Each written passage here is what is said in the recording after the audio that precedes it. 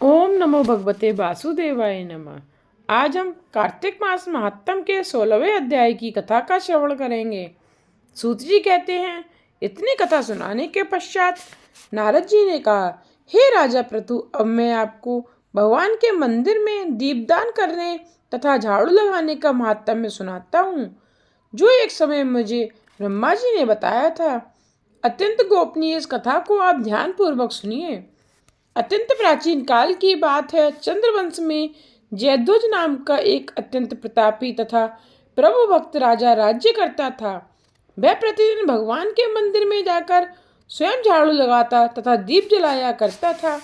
एक दिन बीतिहोत्र नामक राजा पुरोहित स्वयं राजा को ये कार्य करते हुए देखकर विस्मय से पूछने लगा, हे राजन, भगवान को प्रसन्न करने के लिए और भी अनेक भक्ति युक्त कार्य हैं, फिर मंदिर में स्वयं सफाई करने तथा दीप जलाने में इतनी अधिक श्रद्धा का क्या रहस्य है? राजा ने हाथ जोड़कर अत्यंत विनम्र भाव से कहा, महाराज, इस संबंध में मेरे पूर्व जन्म का एक अत्यंत विस्मयकारी इतिहास है, जो भगवत कृपा से मुझे इस जन्म में भी याद है। यदि आपका आदेश हो तो वह घटना मैं आपको सुनाऊं।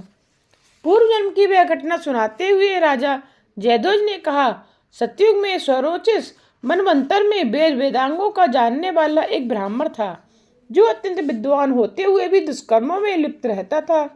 उसके खोटे कर्मों के कारण उसके बंधु बांधवों ने उसका परित्याग कर दिया था। एक दिन भूख प्यास से अत्यंत दुखित हो वह घूमता फिरता नर्मदा नदी के तट पर जा पहुंचा और वहीं पर उसने अपने प्राण त्याग दिए। उसकी स्त्री भी व्यभिचारिणी थी, अतः उसके बंधुओं ने उसे भी घर से बाहर निकाल दिया। उसी के गर्भ से अत्यंत पापी मैं उत्पन्न हुआ था। उस समय मेरा नाम दंडकेतु था। दूसरों की स्त्रियों, वैश्याओं तथा धन के लिए मैंने गौ, पशु तथा अनेक मनुष्यों की हत्याएं की और इस प्रकार पापपूर्ण जीवन व्यतीत करता रहा। एक रात्रि को किसी दूसरे की स्त्री से भोग करने की इच्छा से मैं एक सूने देवालय में गया।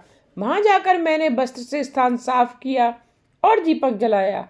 उस सूने मंदिर में दीपक जलता देखकर ग्राम रक्षक वहां आ गए और मुझे चोर या डाकू समझकर उन्होंने लाठियों से मुझ पर इतने प्रहार किए कि मेरी मृत्यु हो गई। प्राण निकलते ही भगवान के दूत वहां आ गए और मुझे सुंदर विमान में बैठाकर बैकुंठ को ले गए। कार्तिक के महीने में भगवान के मंदिर में झाड़ू लगाने तथा दीपक जलाने से मुझे इतना फल मिला कि कई कल्प वर्ष तक स्वर्ग में सुख भोग कर अब मैंने चंद्रवंश में जन्म लिया है। यदि श्रद्धा और भक्ति पूर्वक यही क्रिया कार्तिक के पूरे महीने में की जाए तो उसके पुण्य का तो कहना ही क्या है, उसका वर्णन ब्रह्मा जी भी नहीं कर सकते। एक अन्य कथा सुनाते हुए नारद जी ने कहा, हे राजा प्रथु, अब दूसरे के दीपक जलाने का महात्म्य सुनो। मनुवंश के प्रतापी राजा रैवत के पुत्र भद्रबुद्धि के पुत्र का नाम सुदर्शन था। नाम के अनुरूप ही सुदर्शन अत्यंत सुंदर और पराक्रमी था। भद्रबुद्धि की राजधानी नर्मदा के तट पर महेंद्र पर्वत पर थी। एक बार शिकार खेलने के लिए सुदर्शन अपने साथियों के साथ वन में गया। घूमते फिरते हुए उसने नदी के उस पार एक सुंदर कन्या को देखा तो साथियों को वहीं छोड़कर घोड़े पर सवार होकर तत्काल नदी के उस पार जा पहुंचा। वहां उस रूपवती कन्या को देखकर सुदर्शन उस पर मोहित हो गया। कन्या भी उस अत्यंत सुंदर बलशाली वीर पुरुष को देखकर लज्जा को प्राप्त हुई। सुदर्शन ने शालीनता पूर्वक उस कन्या से उसका परिचय पूछा। तब उस कन्या ने बतलाया कि वह गौड़ राजा की पुत्री है और उसका नाम मदनालसा है। अपनी सखियों के साथ क्रीड़ा करने के लिए वह यहाँ पर आई है। इसके बाद स्वेच्छा पूर्वक उन दोनों ने गंधर्व रीति से वहीं पर अपना विवाह कर लिया और कुछ समय तक नर्मदा नदी के तट पर विहार करते रहे। फिर अपने घर पर आकर वे दोनों आनंद पूर्वक रहने लगे। कुछ समय बाद राजा भद्रबुद्धि अपने पुत्र सुदर्शन को राज्य सौंपकर स्वयं वन में चले गए। राजा बनने के बाद सुदर्शन बड़ी कुशलता पूर्वक राजकाज चलाने लगा। रानी मदनालसा सदा अपने पति को विष्णु भगवान की पूजा आराधना करने का उपदेश करती रहती थी।